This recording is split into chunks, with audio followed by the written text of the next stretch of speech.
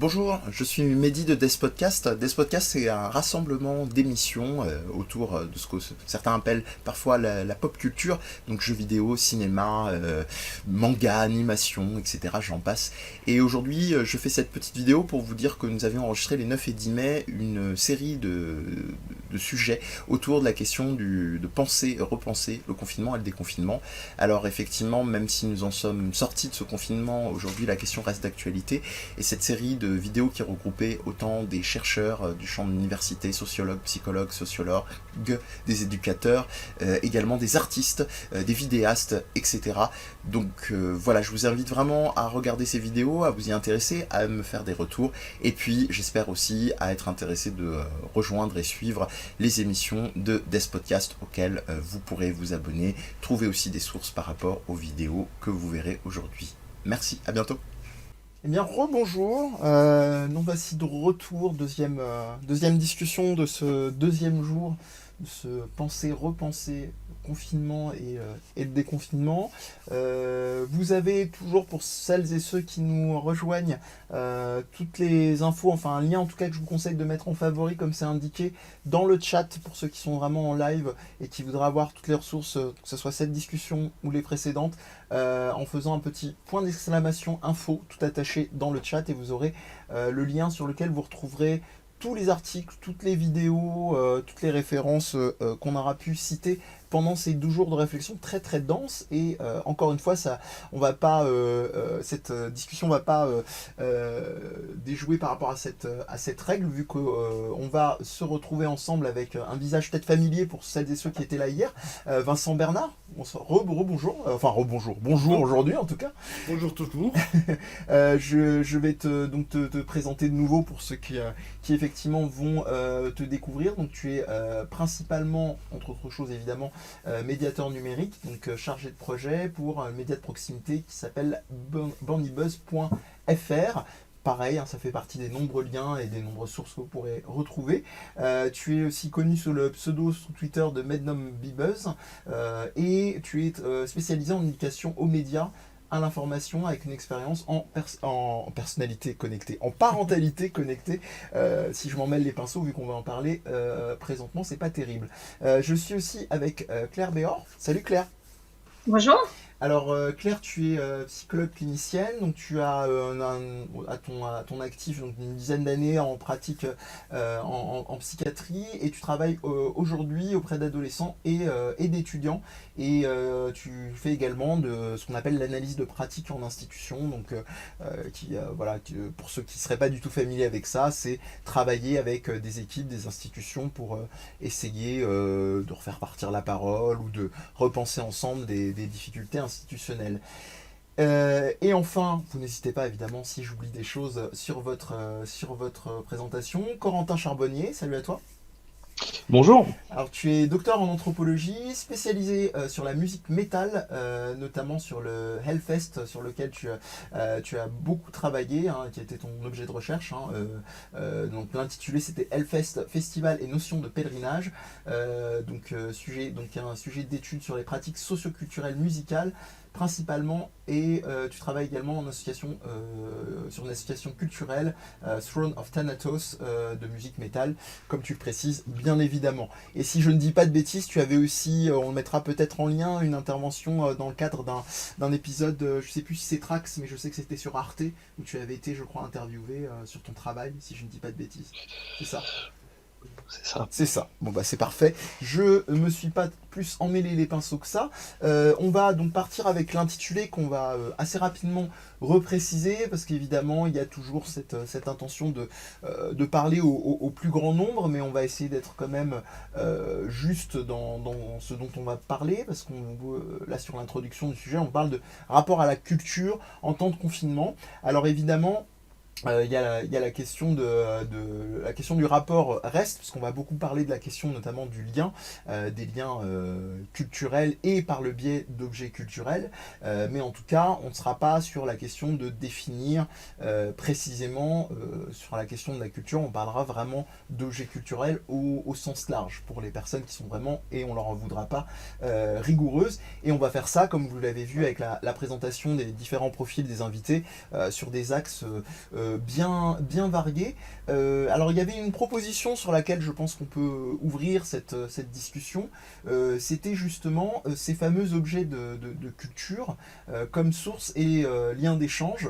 Là justement, on se retrouve quand même à un tournant où on se questionne sur plein de trucs à ce sujet-là. Peut-être qu'on peut déjà définir assez globalement ce qu'on va intégrer comme objet de la culture, hein, même si ça peut être très très large. On en parlait hier avec Vincent Bernard. Peut-être Corentin, tu souhaites très vaguement délimiter la question d'objet de la culture ou objet culturel.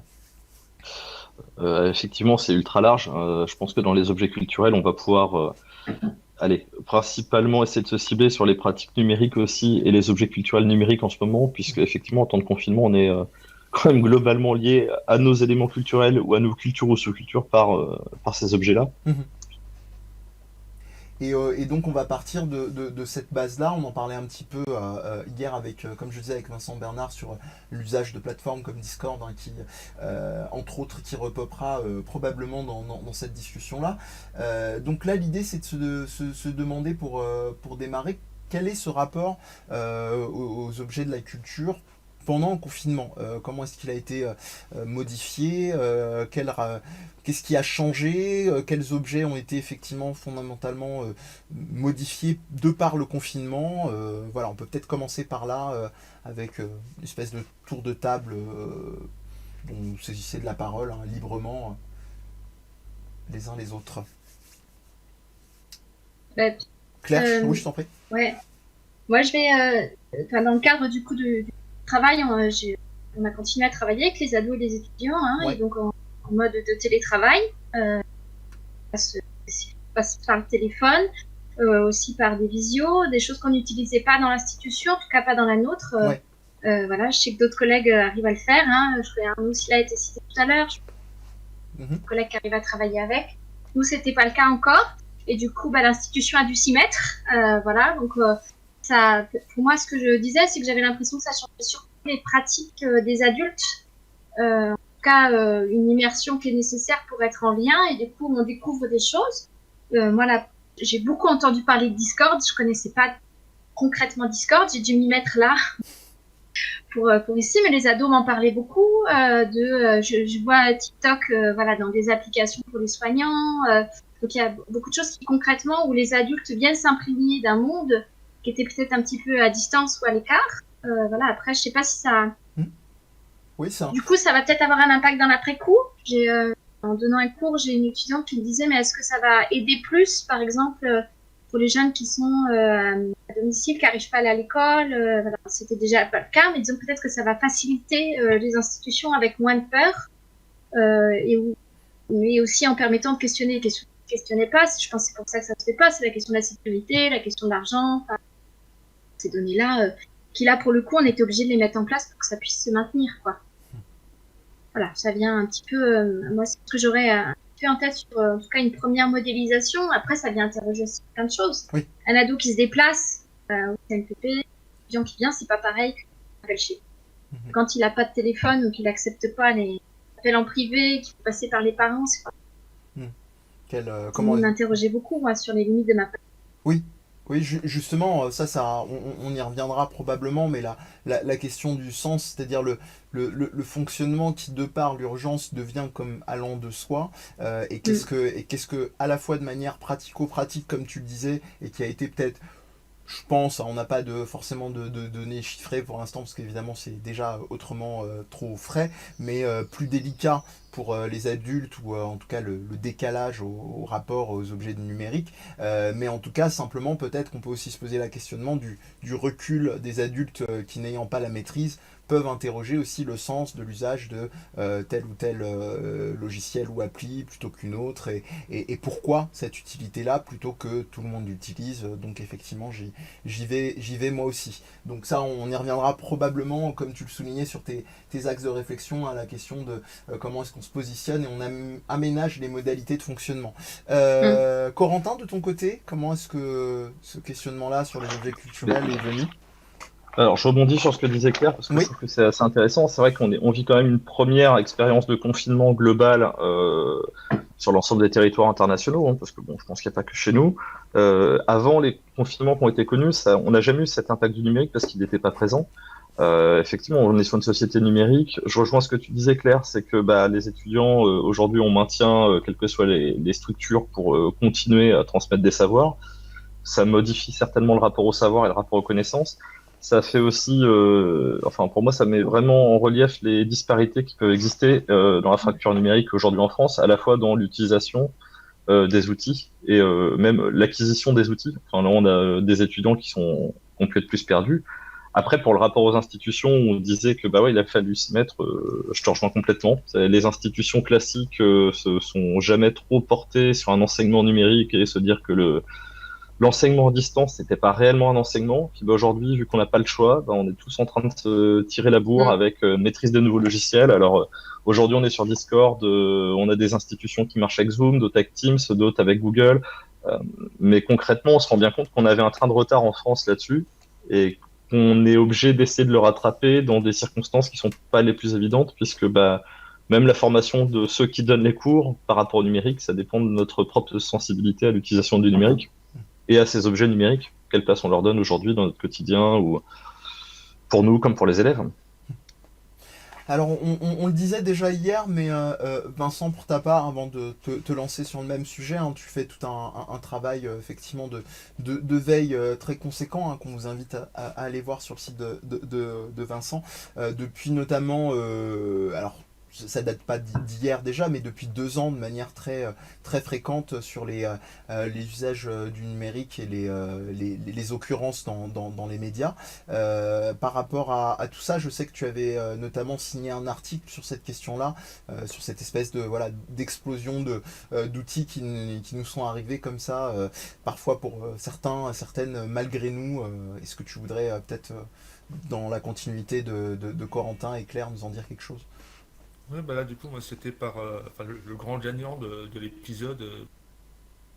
Du côté socio-éducatif, ça va être Discord. Ouais. Avec le côté qui est très intéressant, c'est que c'est les ados qui ont été à l'initiative de la création de ces serveurs et aussi à l'initiative de l'animation et de la construction. Hmm. Du coup, là, on a remarqué un espèce de renversement de la position éducative qui, du coup, alors moi personnellement, ça m'a fait plaisir parce que ça fait maintenant 5 ans que j'ai ce poste-là. Et le poste-là, je l'ai construit sur ce biais-là, en me disant de me mettre moi ignorant et de voir ce que les publics peuvent m'apporter pour comprendre ce qu'est le numérique. Du coup, voir que finalement ça se propageait à travers mes réseaux sociaux, c'est ça que je travaille beaucoup. C'était vraiment plaisant à voir. Ah, tu as une très belle métaphore que je vais encore reprendre, qui est ressortie de la discussion d'hier, qui moi forcément à des formations professionnelles m'a un peu parlé. Tu parlais effectivement de Discord, ne serait-ce que dans son ergonomie et son fonctionnement, au-delà de la façon dont on peut s'en saisir et de peut-être casser les hiérarchies habituelles de structure de ce genre de logiciel et de communication. C'est celle de la maison, un petit peu comme une maison de poupée, où effectivement on peut faire un peu son ameublement, son agencement, etc. Et ça me ramène évidemment à la question, et là je me tourne vers vous tous, mais peut-être vers Claire en particulier, parce que je sais que ça a questionné ta pratique, de la question, alors, non pas du cadre symbolique, mais même avant même le cadre symbolique, l'espace en tant que tel. Quand on est confiné, on va faire vraiment très évident, très Captain Obvious, on est confiné chez soi. Déjà, effectivement, qu'est-ce que ce chez soi veut dire? Et dans un deuxième temps, comment est-ce que toi, par exemple, tu t'interroges et tu questionnes ce chez soi dans ta pratique? Alors, c'est vrai qu'une des premières. Alors, je suis assez. Dans la même posture que Vincent, c'est-à-dire que d'abord d'un postulat, je suis toujours has-been avec les ados et les étudiants, que apprendre. Voilà, pourtant, j'estime être quand même. Enfin, voilà, pas complètement à la masse, mais vraiment régulièrement, ils m'apprennent et je découvre avec grand plaisir plein de choses. Et c'est vrai que du coup, beaucoup me demandaient la visio, parce qu'on a des étudiants qui partent en Erasmus loin ou qui vont faire une année à culture et qui reviennent. Enfin voilà. Et c'était une question que je me posais, mais je la posais dans mon cadre de travail, c'est-à-dire dans mon bureau. D'avoir une visio en consultation dans mon chez-moi, là, dans un appartement, dans là où je veux être, qui appartient aussi à ma vie privée, c'est beaucoup moins simple et c'est venu interroger beaucoup plus de choses. D'abord, voilà, donc moi j'ai pensé à la question de la vision, la question de ce qu'on vit, jusqu'où on va, dans un premier temps, les visios avec les ados et les étudiants, ça n'a pas été pour moi pensable, parce que il fallait d'abord prendre les marques chez moi avec l'âge, et puis après, mon façon de faire, au téléphone, mais c'est vrai que du coup, c'est aussi, c'est pas l'utilisation du numérique comme on vient chercher par rapport à un symptôme d'un patient, d'un jeune, où on vient chercher un possible qui ne peut pas sortir, c'est qu'on est tous chez soi, et on vient maintenir un lien, voilà. Les ados sont pour certains plus à l'aise que moi, pour d'autres pas, je me rends bien compte, là je mesure aussi vraiment la fracture, c'est-à-dire les jeunes qui sont sur Netflix et BFM TV uniquement, alors bien ou pas, j'en sais rien, mais c'est ça, puis d'autres où l'accès est beaucoup plus large, plus varié, discuter avec les parents. Voilà, mais c'est vrai que pour en revenir sur la première question, moi ça m'a au départ en tout cas beaucoup interrogé, ça m'interroge beaucoup sur les limites, c'est-à-dire voilà, quand on appelle, d'appeler un ado qui décrive sa chambre ou de la voir, c'est pas la même chose, c'est pas la même chose. Je travaille pas avec des enfants, je travaille avec des enfants. De travailler avec des enfants, et puis dans le lien, c'est pas des nouveaux ados, c'est des ados que je connais déjà depuis longtemps. Ouais.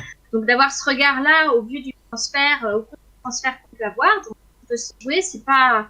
En tout cas, moi, ça m'a beaucoup questionné. C'est voilà, interroger des limites que je pouvais avoir dans comment je pouvais travailler.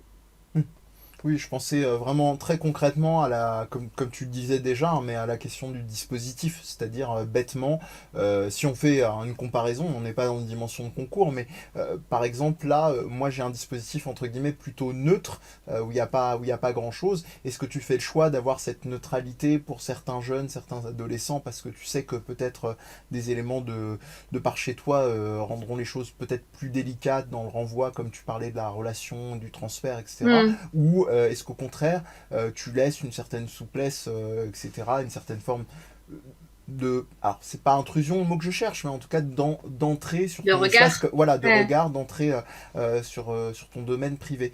Alors, je sais pas pour Corentin ou Vincent si c'est des choses qui vous évoquent, au-delà de la pratique thérapeutique, évidemment, peut-être cette alternance entre intrusion chez l'un, chez l'autre, dans les espaces.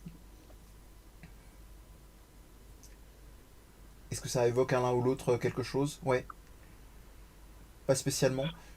Moi, j'aurais plutôt tendance à dire que c'est dans nos relations pro et dans les relations avec les étudiants, même dans les contacts divers et variés qu'on peut avoir, ça pose la question de la limite et des représentations de soi et de mise en scène de soi dans la vie quotidienne. Concrètement, moi, je travaille avec un fond noir de photos, vu que vous le savez, j'ai une activité de photo derrière. Donc ça me permet de sortir un fond noir pour couper ma vie privée et me dire, bah voilà, j'envoie ce que j'ai envie d'envoyer. Mais bon, on est bien conscient que ça pose la question sur ce qui se passe dans la vie du formateur ou de celui qui donne le savoir ou le partage. Ça pose la question aussi de ce qu'on voit de nos étudiants, de nos jeunes, des gens avec qui on est en contact. Et puis bien sûr, ça joue sur nos représentations sociales les uns ou les autres. Est-ce que Vincent, toi tu es confronté aussi à ce genre, avec tes collègues éducateurs ou travailleurs de rue, justement dans les contacts, à ce nouveau travail de lien, ou est-ce qu'ils étaient déjà à l'œuvre et que la question se posait peut-être un peu moins dans leur cas? Disons que avec les gens avec qui je travaille, au départ, ils avaient d'emblée, de manière institutionnelle, mis la limite en disant que la communication ne sera que factuelle. D'accord. Sur des prises de rendez-vous et justement pour couper court à toutes les projections qu'il peut y avoir et tous les effondrements contextuels qu'il peut y avoir aussi dans les échanges en ligne.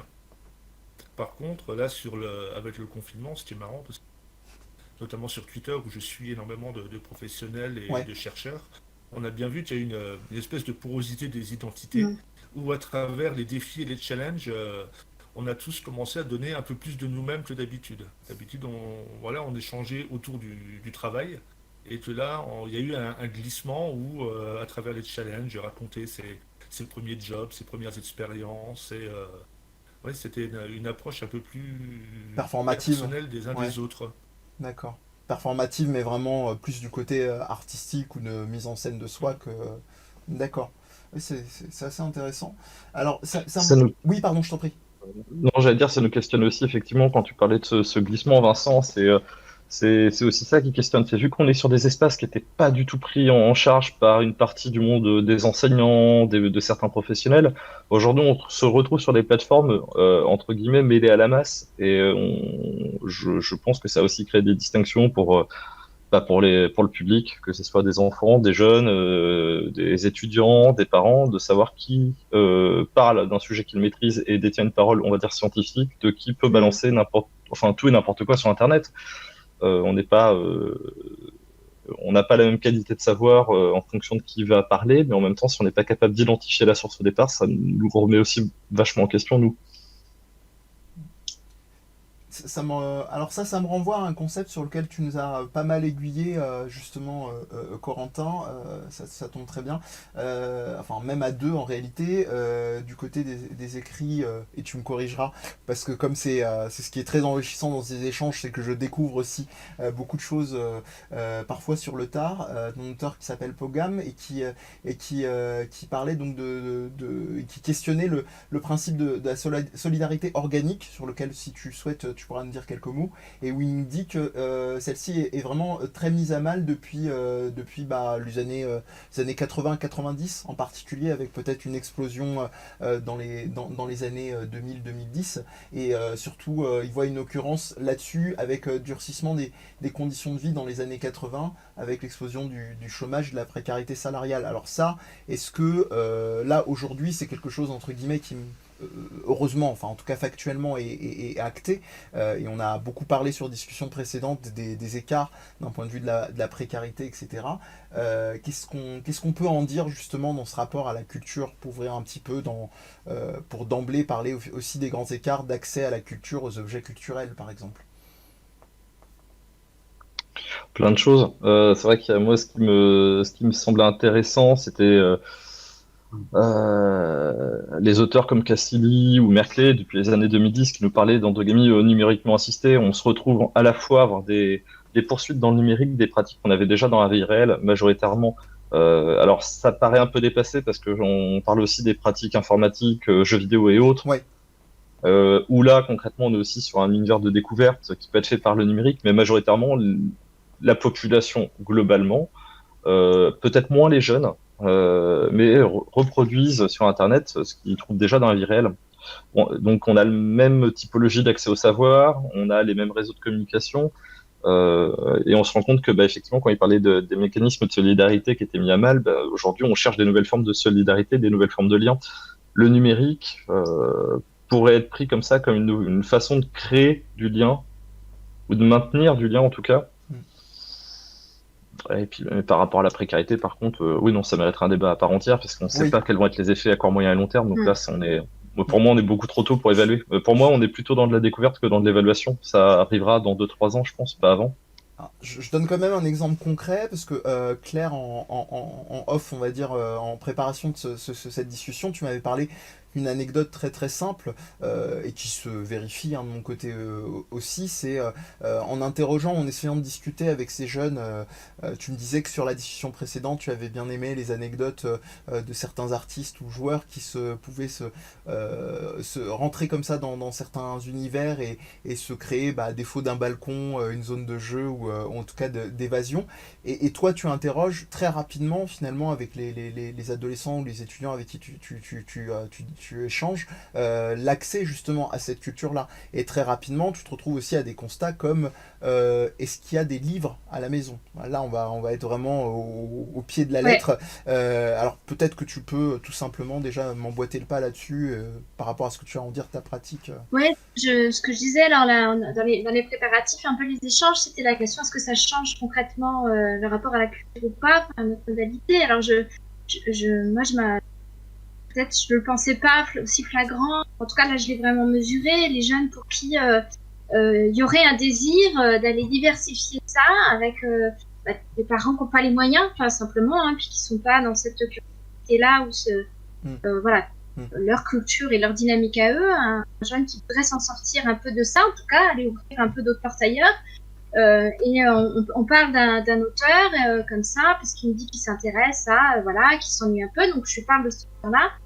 Il fait des recherches, il a que Wikipédia comme source fiable, donc j'ai un peu, puis il me dit j'aimerais bien acheter le livre, et parce que je dis il n'y a pas à la maison, il m'a dit non, il y a à la maison, il n'y a pas. Il peut regarder plein de choses par les numériques, voilà, mais pas de livres.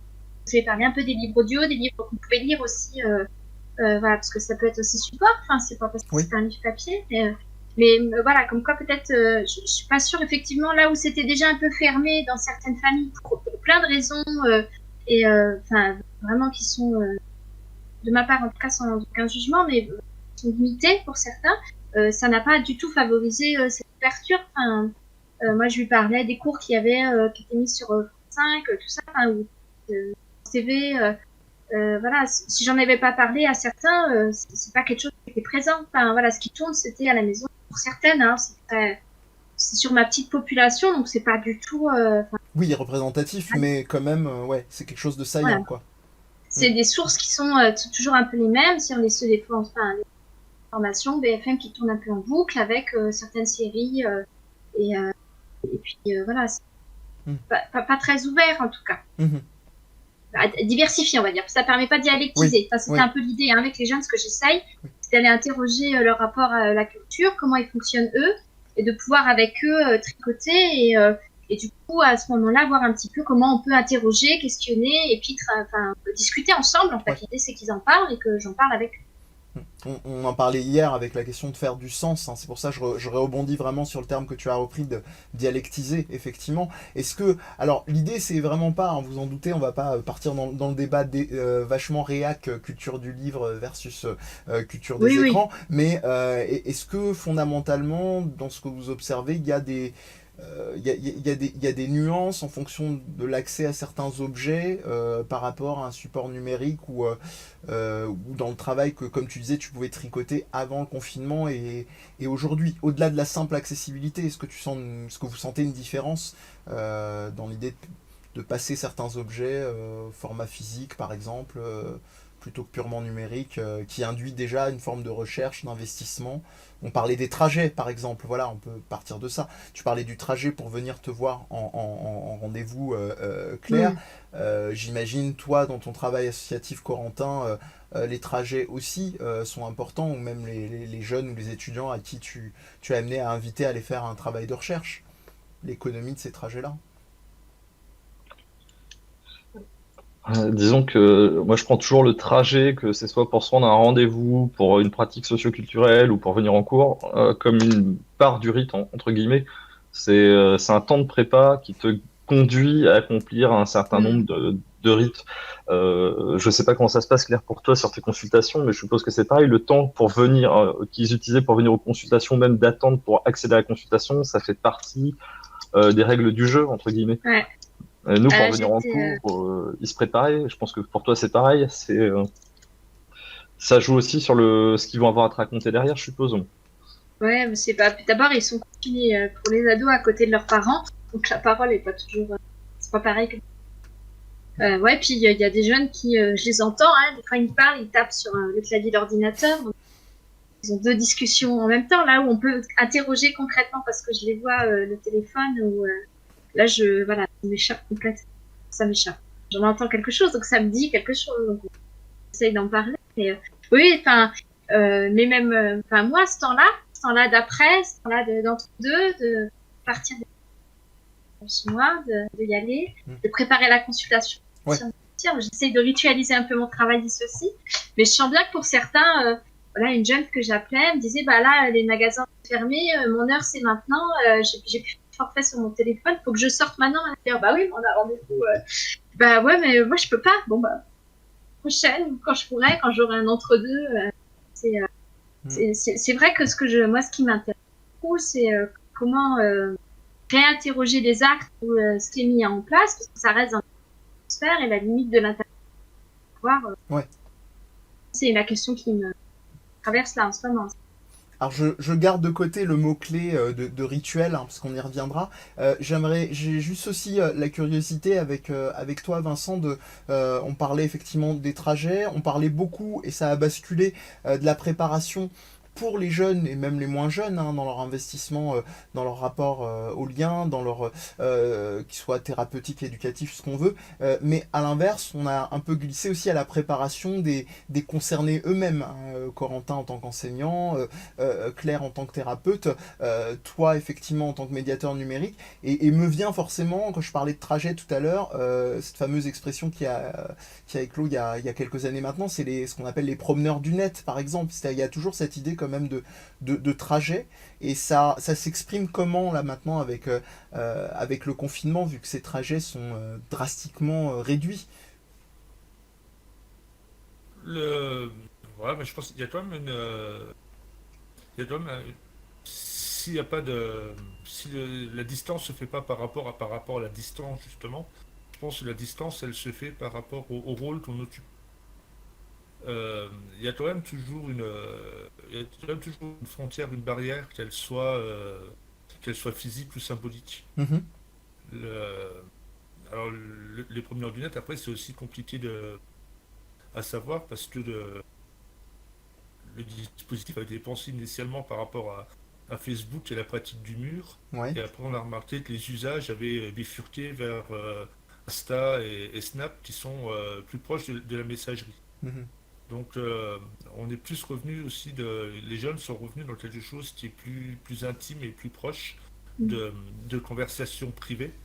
Et peut-être aussi, là, je rebondis avec.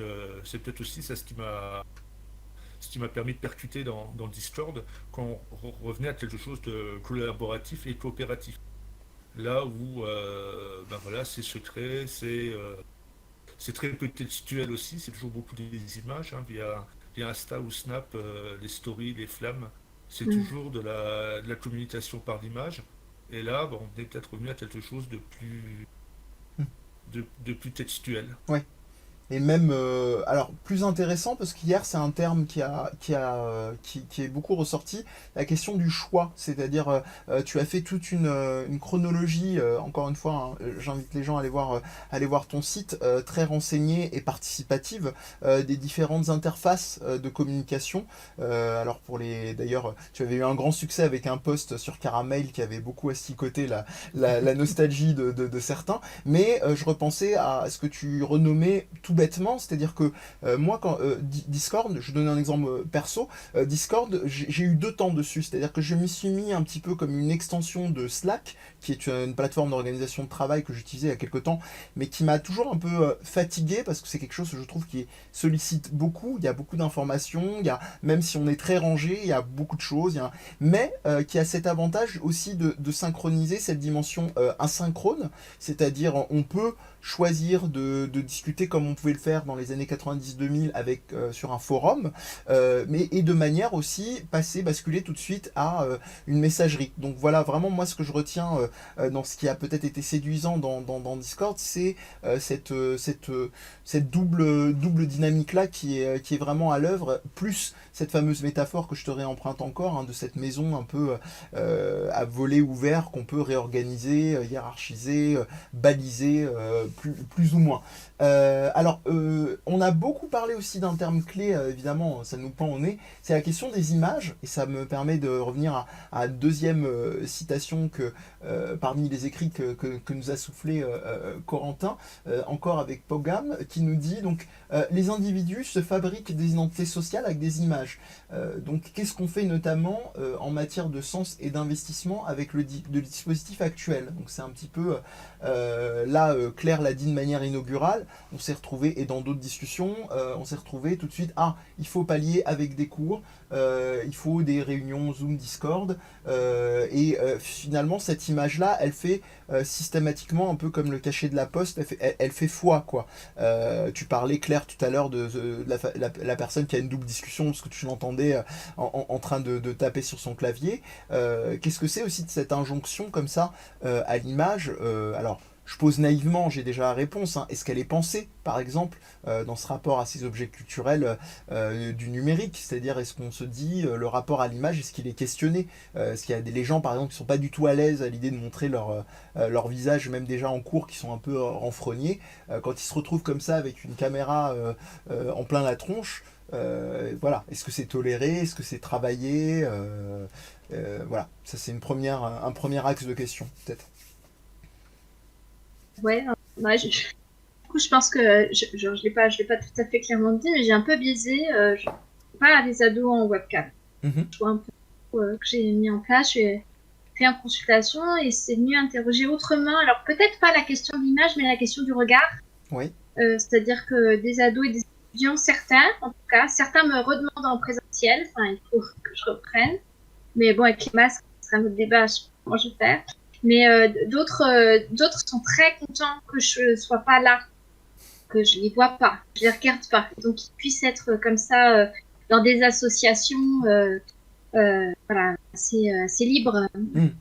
Et effectivement, du coup, la question du regard sur celui que nous on peut porter en tant qu'adultes sur ce qu'ils font, ce qu'eux portent sur ce qu'ils font et comment ça se rejoint. Ces échanges-là, en tout cas, moi, c'est comme ça que je le tisserais de mon côté. Ce qui est très intéressant, parce que dans la façon dont ça s'alimente, on sait que dans les cadres thérapeutiques, on parle toujours d'asymétrie dans le rapport patient et thérapeute, dans le sens où il y a toujours ce vécu un peu inégal normalement, évidemment, du patient qui va se dire « Ouais, je ne sais pas, qui êtes-vous ça fait, je caricature, ça fait 10 ans que je viens vous raconter ma vie, mais je sais finalement pas grand-chose, si ce n'est rien de vous, mais c'est pas ça qui est en jeu. » Et là, en fait, il y a un rapport un peu d'inversement dans ce que tu dis. Mais ouais, pour ça, en tout cas, où j'existe plutôt de par mon regard, voilà, par ma voix, ce qui est un autre, c'est refait sur plein de théories, et ce qui peut porter, en tout cas, la question de l'autre, dans le lien. Je pense que tout ça, ça se tricote aussi sur la question du transfert, mais encore une fois, en pensant là, moi, ça me fait penser que c'est surtout avec des jeunes que je connais. C'est-à-dire que D'accord. C'est une nuance de taille. Des gens que je connais déjà d'avant. Je sais pas du tout comment ça peut se tisser ces questions-là avec les plateformes d'écoute. C'est des gens qu'on connaît pas et qu'on.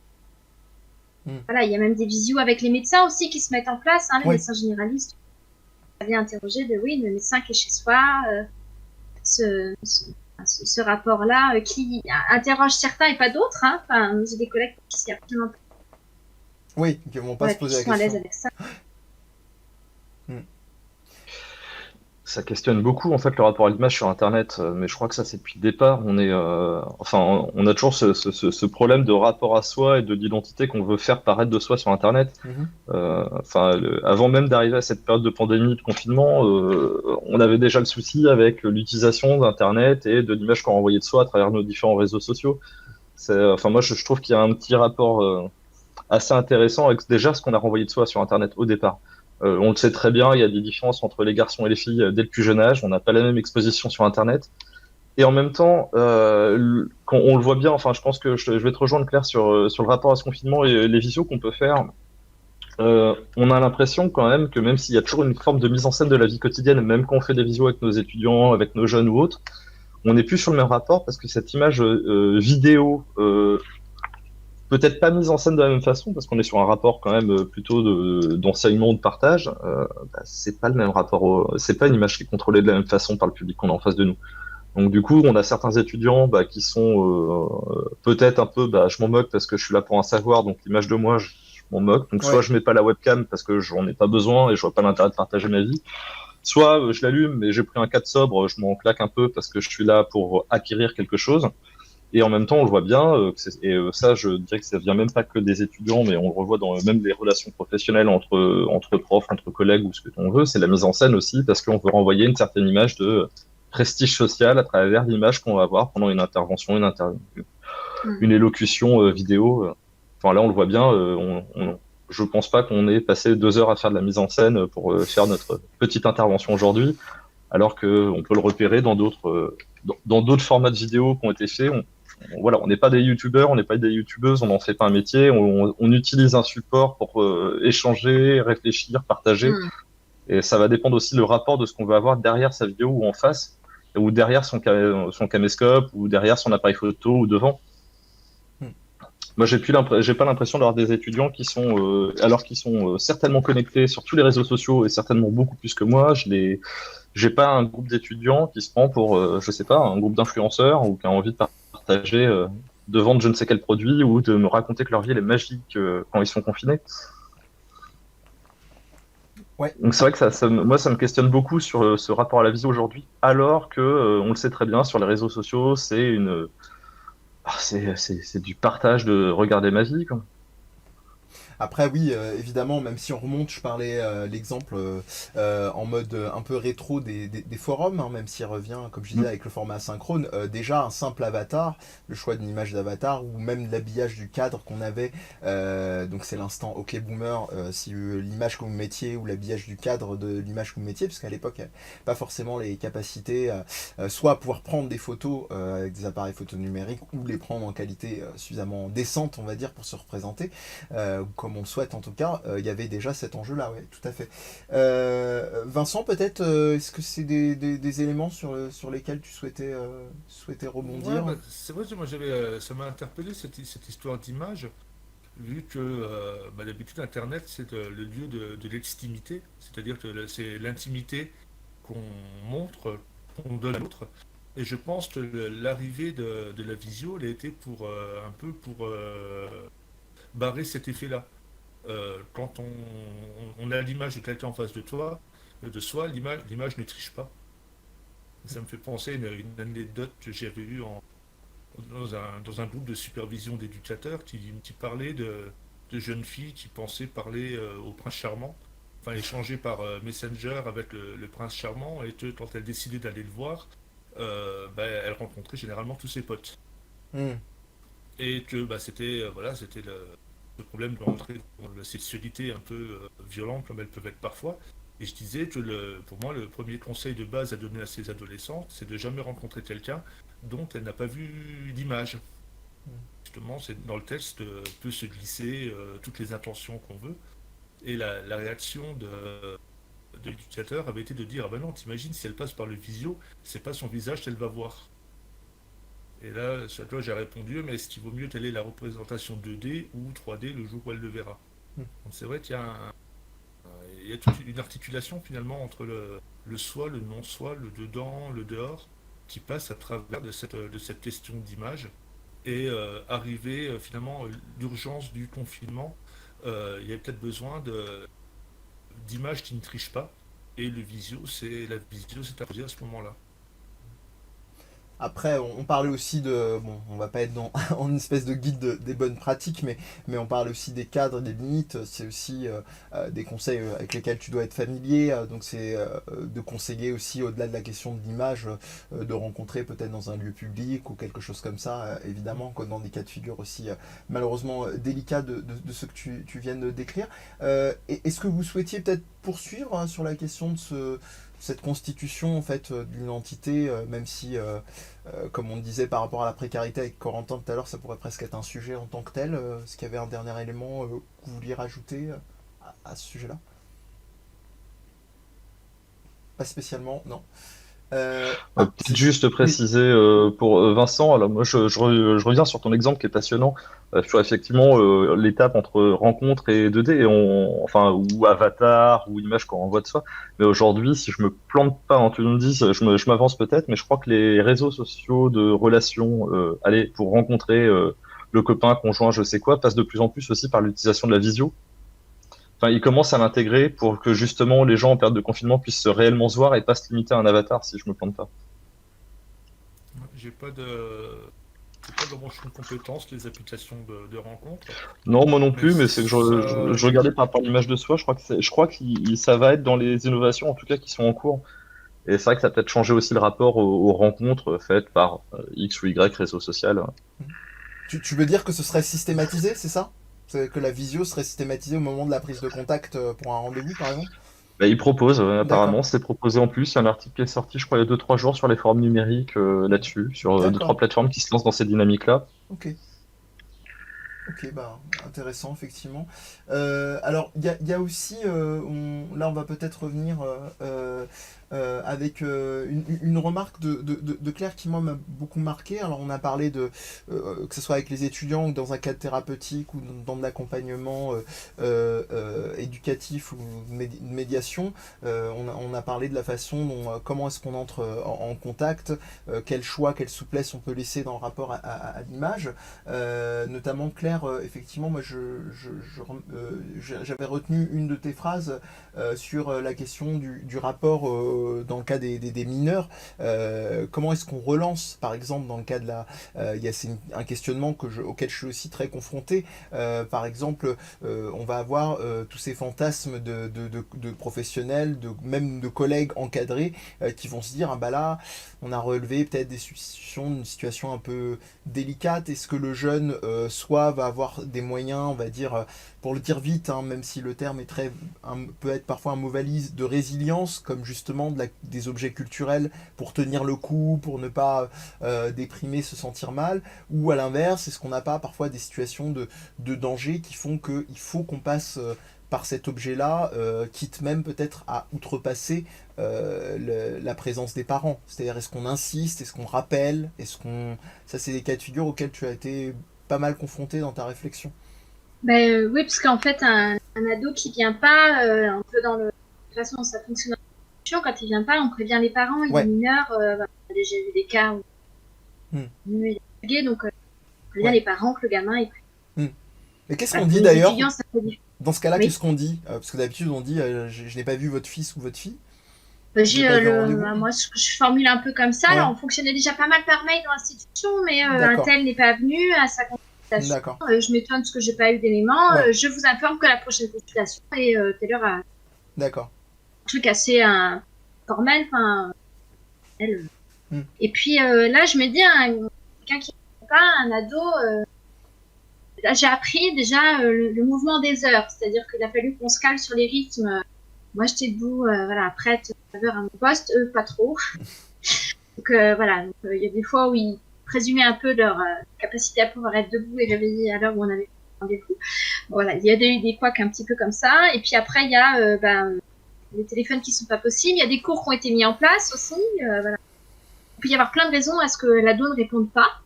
Mais quand ils viennent pas, effectivement, on envoie un mail. Quand le fait qu'ils répondent pas, ils sont déjà chez les parents. Je sais que sinon on a déjà eu des appels, donc la question c'est plutôt du coup on va justement pour être dans cette question de la limite, est-ce que j'y vais, est-ce que j'y vais pas, est-ce que là vraiment est-ce qu'il faut, je crois qu'il y avait alors je sais pas s'il est passé ou pas sur la culture du bien-être, où il faut que ça se passe bien, est-ce qu'il faut absolument maintenir quand le lien il veut pas, le jeune il a pas envie là sur comme il pourrait éventuellement essayer de s'échapper à une consultation, voilà. Ce que je fais, c'est que je laisse un peu, et puis je vois en fonction du jeune surtout, parce que je sais qu'il y a des jeunes, s'ils répondent pas, c'est qu'il faut que je sois là. Et puis d'autres, c'est le moment où il faut que je les lâche un peu et que je rappellerai que dans les 15 minutes. Ça se tricote, mais c'est vrai que du coup, ça réactive tous les questionnements. Enfin, moi, je trouve, en tout cas, ça vient me réinterroger sur ce que j'avais un peu comme base de départ, qui était un peu... Ça tournait, du coup, c'est assez chouette. Alors, j'ai une collègue qui me disait, tu bien questionner que les écueils, mais non, en fait, je viens réinterroger comment ça vient m'interroger moi et comment ça vient réinterroger la dynamique et le lien qu'on a avec le jeune, ce que je trouve plutôt intéressant. Oui, et je repensais aussi à un autre exemple, parce que je parlais on va dire, de questions de soins, enfin en tout cas de préoccupations dans ton cas des thérapies d'adolescents.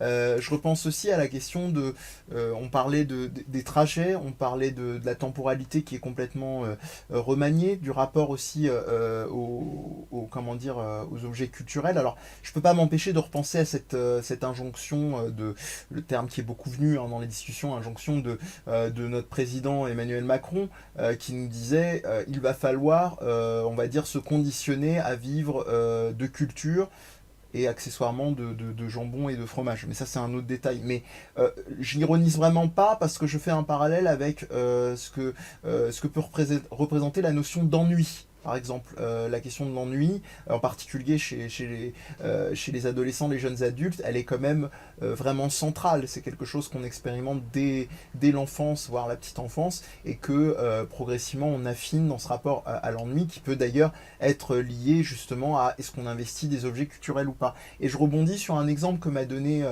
Vincent, qui était justement des retours pas très positifs de tensions apparemment de jeunes dans les rues, quartiers ou pas d'ailleurs, mais parfois dans les quartiers, et avec qui les rapports justement avec l'autorité étaient très délicats. Et voilà, je me questionnais par rapport à tout ça, c'est-à-dire qu'est-ce que ça vient dire par rapport à la question de l'ennui, qu'est-ce que ça vient dire de la façon dont on vient vérifier auprès de ces jeunes-là, comment est-ce qu'on continue de créer du lien, de leur dire que bah voilà, éviter un passage à l'acte violent, éviter de rentrer dans des provocations de leur part, ou même si elles sont provoquées par des forces de l'ordre. Voilà, j'avais ce questionnement qui me venait à l'esprit là.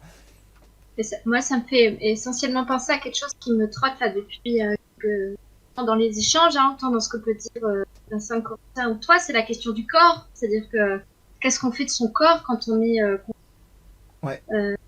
dans la rencontre, c'est nécessaire. Il y a un ado qui se disait, mais donc on travaille d'habitude en groupe avec cet ado, donc le groupe n'est pas possible dans l'institution, on va pas pouvoir le remettre tout de suite. Il disait, mais quand je vais rencontrer les gamins, enfin, les copains au collège, il me dit, mais en fait, on chahute ensemble tout le temps. Comment on va faire? Enfin, voilà, ce besoin de se confronter à quelque chose aussi de son rapport au corps, qui est à l'adolescence. J'ai une collègue qui se questionnait beaucoup sur ça et qui m'a interpellée voilà, sur ce qui l'occupe. Et c'est vrai, se sentir, se voir, se regarder, être seul, se parler. Voilà, les autres parmi sont loin. Concrètement, là, on est très loin les uns des autres. Pas forcément très loin, mais quand même. Voilà, du coup, on n'est pas dans les mêmes... Et donc là, ça vient réinterroger, pour moi, je pense, c'est aussi la question de l'adolescence, sur la corps, qui va se questionner pour... si on parle de culture, il y a plein d'autres choses. Tous les sports collectifs, ça vient engager tout ça. Comment on va se faire avec notre propre rapport au corps? Est-ce qu'on va être possible? Moi, je vois difficilement faire une consultation avec un masque et l'autre masqué en face.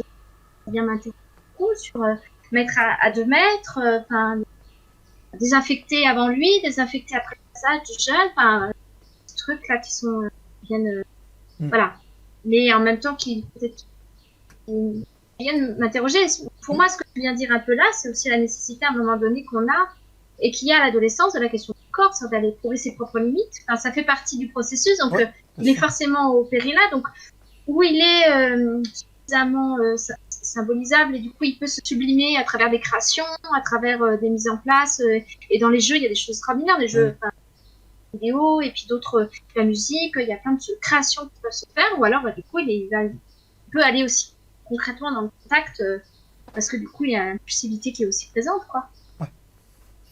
Justement, c'est parfait, et puis ça fait beaucoup écho à la question de visio de tout à l'heure. On parlait d'image du visage, mais évidemment l'image du corps.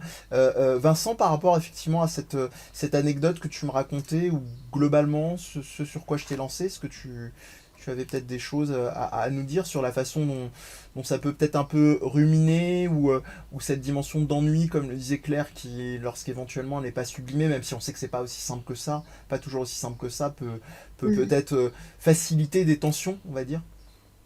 En fait, moi, ce que Claire disait, ça m'a fait rebondir sur l'article qu'a publié Dana Boyd il y a quelques temps sur Medium, où elle disait que elle était partie de son travail sur C'est compliqué, où il disait que finalement les espaces numériques et les réseaux sociaux pour les ados étaient des seuls lieux de socialisation qui étaient permis aujourd'hui, depuis qu'on les avait un peu effacés des centres sociaux, des bandes derrière l'église, etc. Donc ils avaient investi ces espaces numériques comme lieu de socialisation et peut-être d'autonomie, mais qu'avec le confinement, pour elles, les réseaux sociaux perdaient leur aspect transgressif.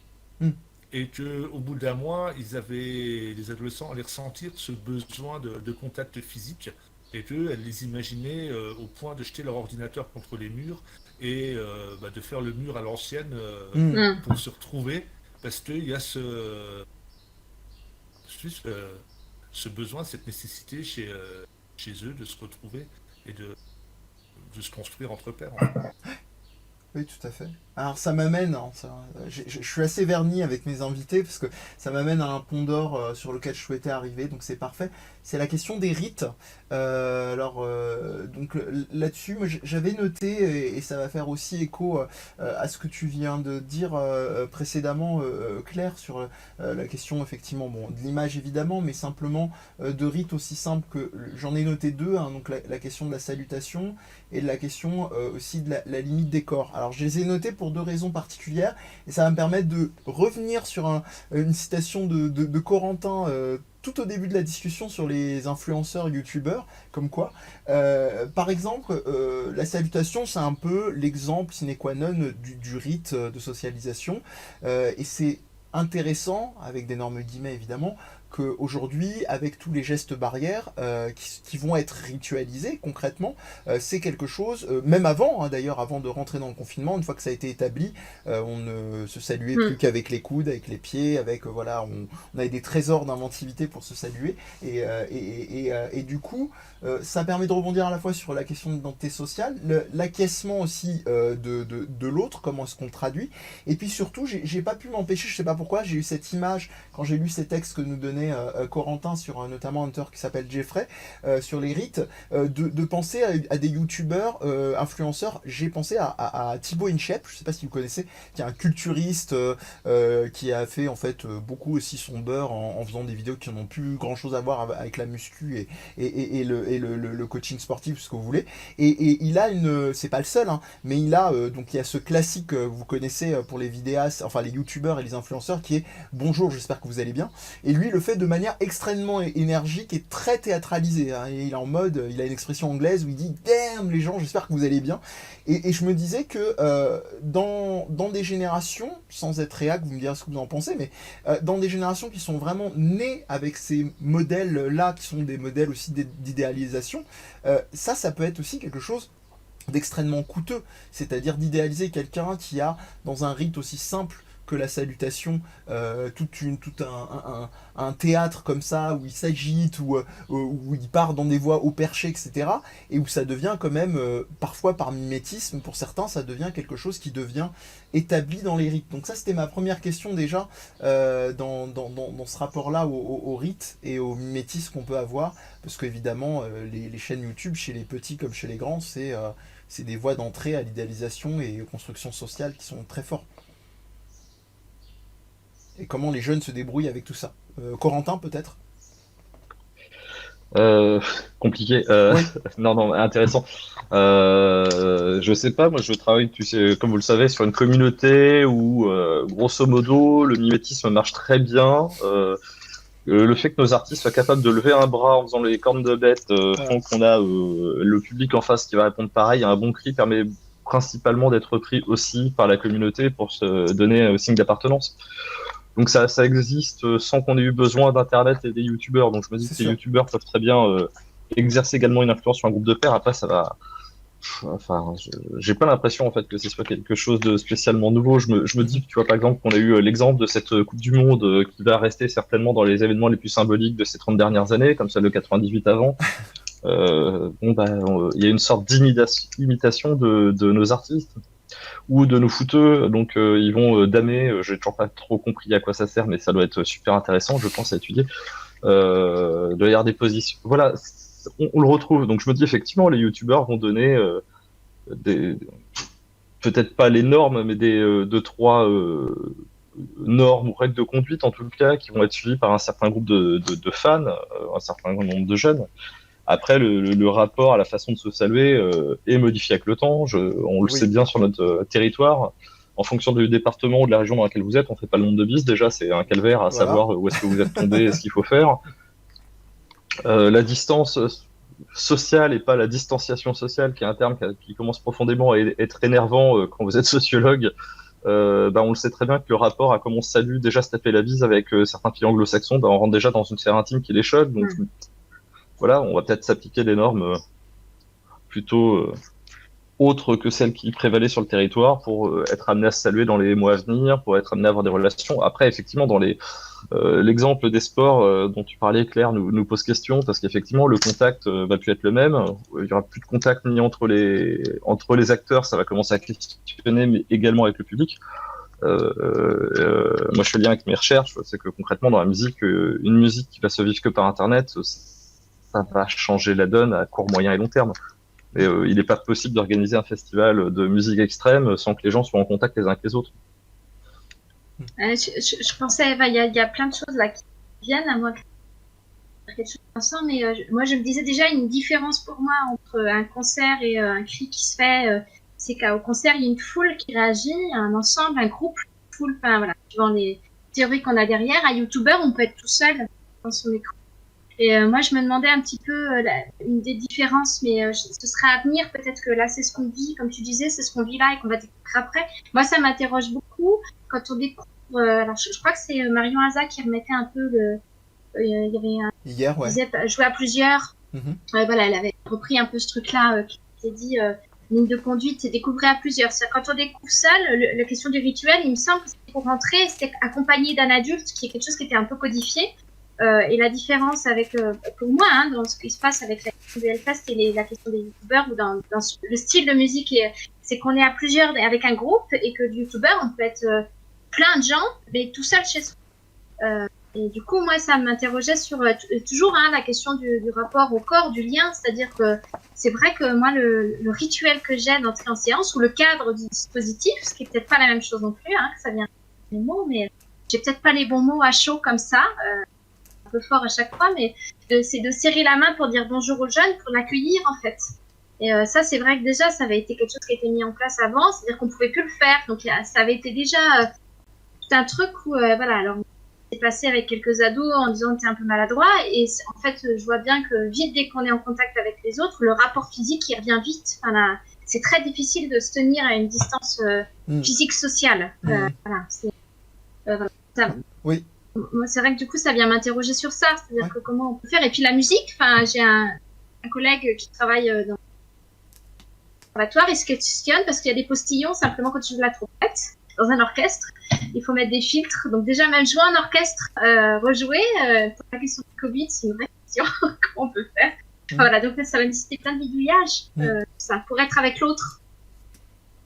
Oui, après, moi je retiens vraiment dans tout ce que vous dites, c'est finalement, dans cette ritualisation, c'est la question de la mise en commun.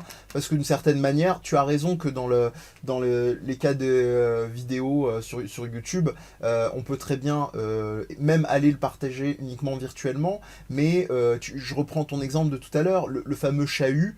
On sait que par exemple, c'est aussi pour ça que je prenais l'exemple de Thibaut Inchep, c'est quand même quelque chose où il y a comme ça une forme d'excitation des corps, un truc qui est, on parle beaucoup des adolescents, mais même chez les tout petits, il y a une émission assez, je crois qu'il est en accès libre, il me semble, c'est un autre des intervenants, Jean-Christophe Dardar, qui nous a orienté vers cette intervention sur l'émission Arrêt sur Image, où il y avait une prof, comme tu disais, qui disait qu'elle ne reprendrait pas le 11 mai, pas histoire de faire la gueule ou mais parce que pour elle c'est en contradiction totale avec tout ce qui a été simplement promulgué, enfin enseigner à ces enfants depuis qu'ils ont fait leur rentrée, c'est-à-dire c'est être en contact, être en lien, être dans...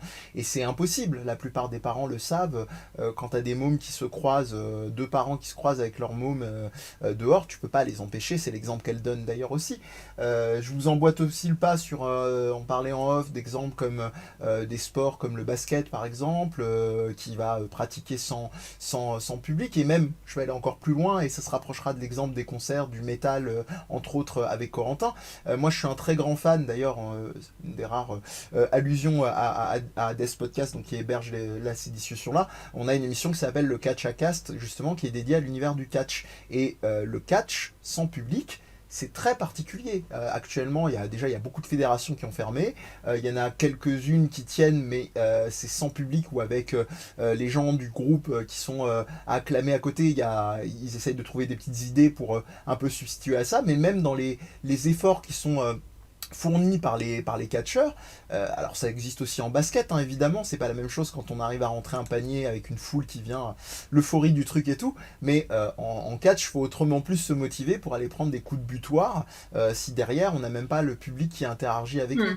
Donc voilà, on a plein d'éléments, et je prends l'exemple du catch volontairement parce que c'est un sport qui induit par définition le contact, même si le basket aussi, évidemment, mais en général on va plutôt pour l'éviter, sauf quand on pratique des fautes intentionnelles pour les connaisseurs. Mais voilà, en tout cas c'est ce que ça m'évoque. Bien écoutez, on va doucement mais sûrement, comme je le dis à chaque fois, approcher de la fin de l'intervention. Est-ce qu'il y avait des éléments sur lesquels vous souhaitiez avoir chacun à votre tour ou ensemble un dernier mot peut-être sur cette discussion ensemble, cette mise en commun qu'on a pu avoir? Je vous laisse, comme d'habitude, saisir de la parole librement. Je dirais que moi, l'une des préoccupations que j'ai pas mal en ce moment et qui rejoint un peu notre sujet, c'est qu'on est vraiment sur une première phase, on va dire, d'analyse de ce qui se joue en ce moment pour les publics, pour nous, les professionnels, ou même pour les différents acteurs. Mais ce qui va questionner, c'est, après ce confinement, les effets sur les objets de culture, je pense. Moi, je reste persuadé que de ce que j'en vois, que le milieu de la musique va être obligé de se bouger parce que l'économie, elle est horrible. Je parle aussi bien pour les artistes en voie de développement parce que bon, les plus gros perdent de l'argent mais survivront. Les labels, les organisateurs de spectacles, enfin le Hellfest, c'est une perte économique pour eux qui est folle. Donc voilà, je ne peux que penser à eux, mais je pense aussi à toute la vallée de Clisson qui vivait aussi grâce à ce festival. Ça va avoir des impacts sociaux et économiques et démographiques absolument hyper importants. Et alors autant le Hellfest a cette chance d'avoir une communauté qui est hyper soudée, Ouais. De réussir à réunir, on va dire, une communauté métal tous les ans au même endroit, et globalement de pouvoir compter sur une communauté métal qui bouge bien et qui est assez solidaire. Donc je pense que ce soit le Hellfest, ça va survivre, le Motocultor, qui est un autre festival d'envergure qui a lieu à côté de Vannes, ça va fonctionner.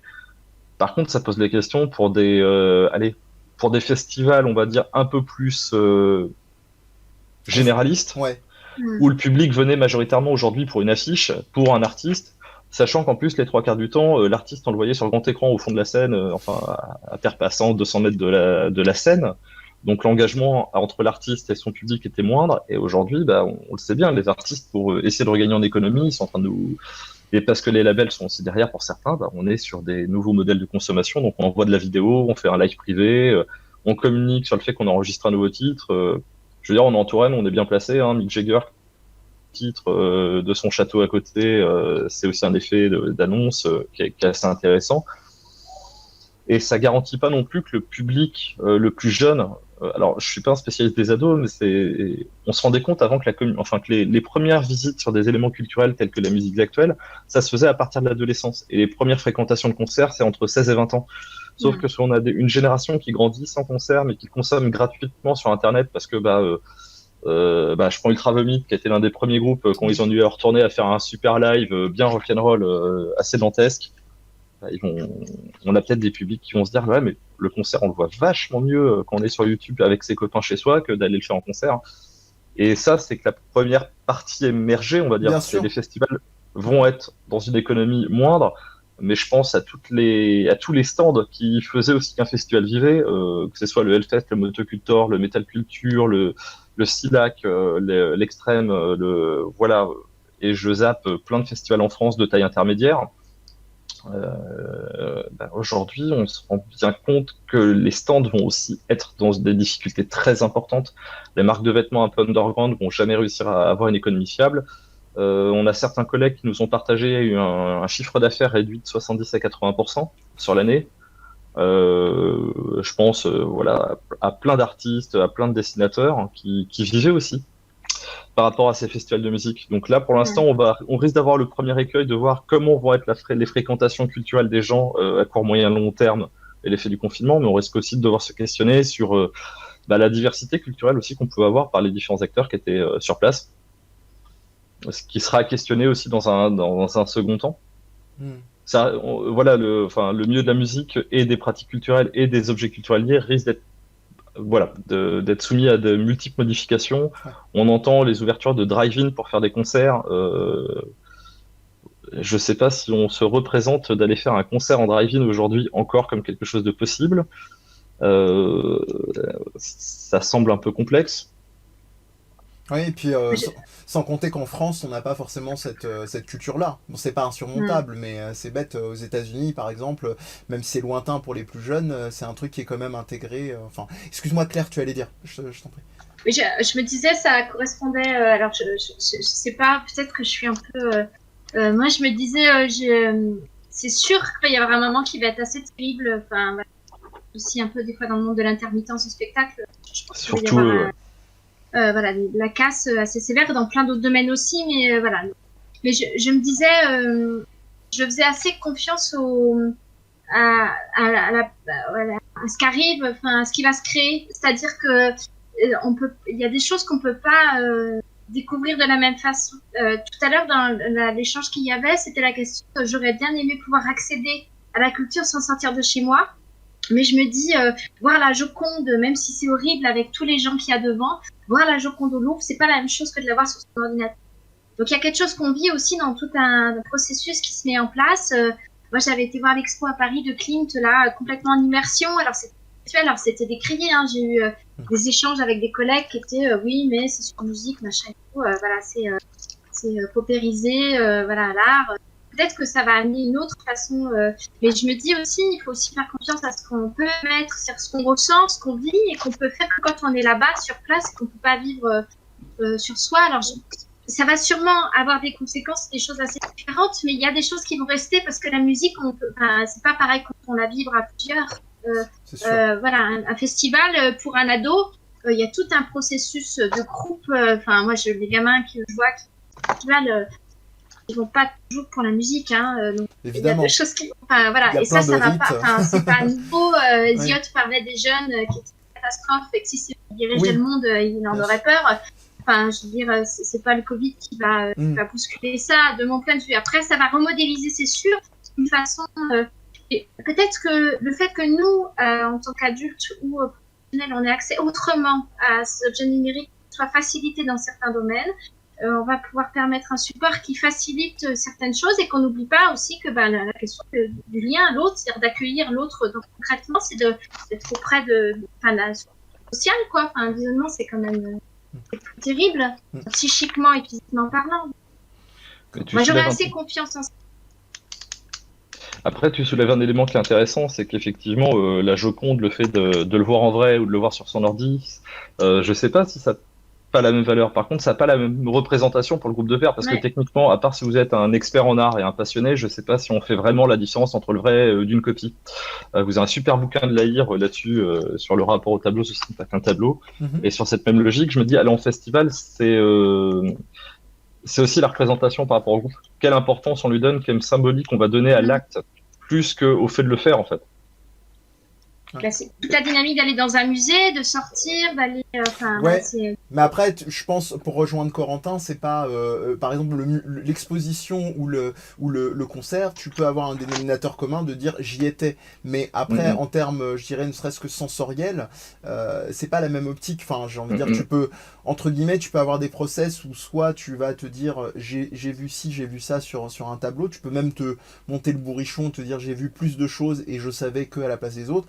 Le propre de la musique, entre autres, hein, c'est vraiment cette dimension, je pense, de captation, la façon dont elle va te saisir. Enfin, après, on n'est pas dans de la hiérarchisation des arts, hein, évidemment, je suis d'accord avec toi, le dispositif, la façon dont le travail, la sensibilité à un éclairage, etc., c'est capital aussi dans des expositions, essentiel même, mais c'est vrai que je crois que je vois un peu la nuance de Corentin. Ouais. Et puis je me pose aussi la question par rapport aux fréquentations artistiques en général, parce que c'est autrement que dans la symbolique du rapport au savoir, c'est, enfin, comment vous dire, sur les musiques actuelles, on nous a aussi vendu le modèle depuis 20 ans, on va se mettre un peu avec le côté, je suis désolé, politique, économique, mais bon, le milieu de la musique, ça a commencé à nous dire, la musique, il faut absolument l'avoir en live. Alors, dans tous les sous-styles de musique qui existaient, pas simplement dans les musiques extrêmes que j'étudiie, parce que l'économie de la musique, du CD, elle est en train de se casser le nez, parce qu'on était tous en train de télécharger avec Napster en 2000, qu'on a tous continué avec Emule, avec le torrent, et que maintenant on est en direct download, mais vu que les gros financeurs n'y gagnent plus, nous lancer vers le live, c'était aussi une logique. Je vous rappelle aujourd'hui que dans le milieu de la musique, il y a un truc qui est phénoménal à étudier, mais ce sera à étudier dans les années à venir. Moi, je reste persuadé qu'on est sur un élément vraiment précurseur, c'est qu'on risque d'avoir des entreprises qui vont indexer le prix de la place de concert par rapport à la demande. Si vous voyez la logique, beaucoup de demandes égale un prix, pas beaucoup de demandes égale un autre prix. Et c'est légalisé. Ouais, ça va être un peu... Avant même que tu donnes cet exemple-là, moi je pensais aussi évidemment à l'accessibilité en fonction de... On en a beaucoup parlé sur pas mal de discussions, en fonction des moyens. Et là, on parle simplement d'accès aux objets ou à la transmission. Tu parlais, Claire, d'accompagner effectivement ces pratiques culturelles, ces objets culturels. Tout le monde n'en a pas forcément effectivement les moyens, n'en a pas eu l'accès en termes éducatifs, etc. Et puis d'autre part aussi se payer ces fameux, même si tout va bien entre guillemets et qu'ils mettent dispositifs virtuels comme cela, il y en a énormément qui vont être laissés sur le carreau, quoi. Et là, je parle même pas de la qualité de dispositif sur l'éducation. On parlait de l'éducation à la culture en règle générale, mais l'éducation à la culture, les concerts. Concert, c'est une spatialisation, c'est pas simplement dans la sensorialité, il y a la spatialisation, le son vient d'autres endroits. Chez soi, bon, si t'es avec ton pauvre casque bateau ou tes écouteurs qui crachouillent, voilà. Ben oui, je le sais bien, hein. Mais c'est pour ça que je prêche une convertie, je m'en doute, mais... Ouais, j'ai vraiment l'impression qu'il y a des choses... Ouais. Et ça pose aussi la question, enfin là, on le voit en Touraine, on a l'expérimentation qui est menée par Sonia Pareux sur le festival Autrement dit aussi, sur l'accessibilité pour les personnes en situation de handicap, aujourd'hui aussi sur les événements culturels, qui va devenir assez intéressante en sortie de confinement. Parce que concrètement, le numérique là-dessus, il faudrait aussi étudier l'impact du numérique et de nos objets numériques pendant le confinement pour les personnes en situation de handicap. Est-ce qu'on a eu un meilleur accès à la culture ou non? Et est-ce qu'à la sortie, ils vont avoir plus d'accessibilité ou est-ce qu'on va continuer à faire avec peu de moyens parfois Enfin, ça nous questionnera, je pense, dans les années à venir, en tout cas de voir si tout le monde, au-delà du pouvoir économique, en plus en fonction de sa situation physique ou mentale, peut accéder aujourd'hui aux biens culturels aujourd'hui qui sont mis à disposition sur le territoire. Ouais. Après, ça peut être peut-être un des ponts positifs, comme tu viens de dire, si c'est mis en place, évidemment, avec des sites accessibles dans ce sens-là, qui peuvent permettre aux personnes en situation de handicap d'accéder. Et ironiquement, ce serait, quand je dis ironiquement, ce serait gagnant-gagnant. Je dis ironiquement parce que c'est toujours la même question. C'est dommage qu'on n'y ait pas pensé avant, évidemment. Vincent, je te laisse si tu souhaites avoir peut-être un dernier mot sur tout ce qui a été dit, ou si tu avais tout simplement toi-même un dernier mot à ton niveau. Moi, j'ai peut-être envie de partir sur une note un peu plus optimiste. Allez. Qui est sur mon autre casquette. Du coup, je travaille dans un média de proximité qui est implanté dans un quartier populaire et accessoirement organisateur d'événements aussi pour ce dit quartier. Nous, on a bien observé du coup ce volet média, comment les réseaux de solidarité ont pu se déployer autour de la fabrication de masques, de paniers repas, de colis. Je pense que sur les territoires, le besoin et l'envie de se retrouver, il est là. Et l'objet culturel, il est le médiateur entre nous. Peut-être aussi la différence, elle est que nous, on considère la culture plus comme un moyen qu'une fin en soi. Mais nous, en tant qu'organisateurs, oui, on a envie de culture, on a envie d'événements et on a envie de remonter les actions qu'on avait avant. De partage, ouais, tout simplement. Je vais vous remercier tous les trois. Merci beaucoup Claire, Corentin, Vincent de nouveau pour cette deuxième intervention. Je vais vous inviter, comme je le disais, à tous les autres participants et participantes, si vous le souhaitez, à nous rejoindre ce soir après la dernière intervention pour simplement se retrouver, pour faire encore une fois un pont sur ce que dit Vincent, essayer de continuer à créer du lien, fût-il pour l'instant virtuel, et surtout pour faire une conclusion globale sur tout ce qui a été dit. Sinon, je sais qu'on sera amené à rediscuter ici ou ailleurs une fois que le déconfinement sera progressivement amené. Merci beaucoup et on se retrouve donc à 17h pour une nouvelle discussion sur la question le monde après. Vaste sujet, vous en doutez bien, l'expression en tant que telle et toutes ses applications. Merci, à bientôt. Merci, au revoir. Merci, à bientôt, au revoir. Au revoir.